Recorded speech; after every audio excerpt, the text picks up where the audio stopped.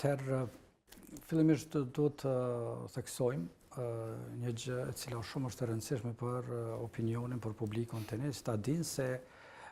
si Izraeli ashtu dhe Irani janë dy shtete ekspansioniste, të cilat prej zhvillimit të qeverive të këtyre dy shteteve, respektivisht Iranit prej vitin 1979, ndërsa Izraeli prej vitin 1948, kanë zhvillu luftë sistematike kundër fqinjve të tyre sunet.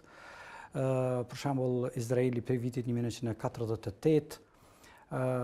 prej themelimit të vetë është ndërtuar mbi gjenocid, shfarrosje të një popullate autoktone të popullit palestinez. Do të thonë që 77 vite Izraeli kryen krime kundër njerëzimit, gjenocid dhe shfarrosje, dhe sot ky shtet po ballafaqohet me Iranin, i cili shtet njëjtë sikur Izraeli, vetëm që ka filluar më vonë, pra prej Republikës së Mullahve të Iranit prej vitit 1979, të cilët sistematikisht kanë luftuar sunitet në rajon, madje edhe ka dokumente të rrjedhura prej këtyre vendeve, të cilët edhe kanë bashkëpunuar ndërmjet veti në një periudhë shumë të gjatë. E sidomos në periudhën e luftës Iran-Irak, ku Izraeli ka ndihmuar shumë Iranin me informata inteligjente për të sulmuar Irakun, në mënyrë që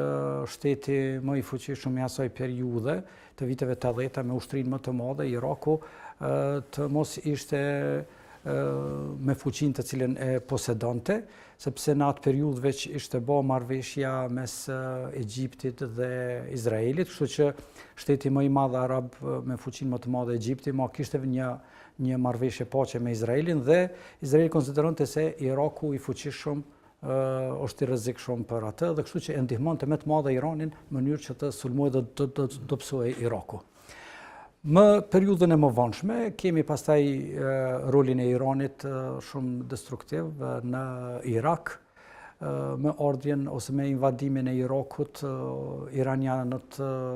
shiat ndihmuan shumë që të përmbyset sistemi qeverisjes në Irak, duke u shndruar, edhe pse shumica irakiane janë sunit, edhe sot udhëhiqet nga shiitët të mbështetur prej Iranit. Ka pasur krime të tmerrshme në Irak prej iranianëve, prej shijave ndaj sunitëve. Shumë prej dietarëve musliman sunit të Irakut kanë migruar dhe s'kan guxuar kurrë të kthehen, kanë vdekur në migrim për shkak të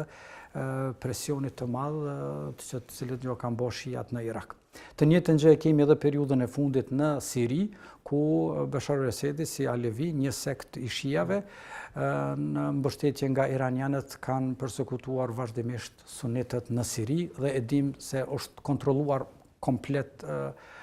Siria, edhe përkundër që shumica absolute e sirianëve janë sunit, megjithatë është udhëhequr prej këtij sekti të vogël në Bashar al-Assadi. Falë Zotit që ajo periudhë ka përfunduar tani, sepse Siria ishte edhe një rrugë tjetër për Iranin, për dominimin e Iranit në Liban. Kështu që ajo veç është ndërprer, dhe tani kur është shfrytzuar maksimalisht, mendoj, Irani prej Izraelit për dobësimin e shteteve sunite në rajon, tash po bëhet edhe një luftë mes tyre dy shteteve. Në politikë gjithherë mendohet çka fshihet pas kësaj, a është vërtet qëllimi kryesor ose synimi kryesor i këtij konflikti të ri për shkak se Irani është afër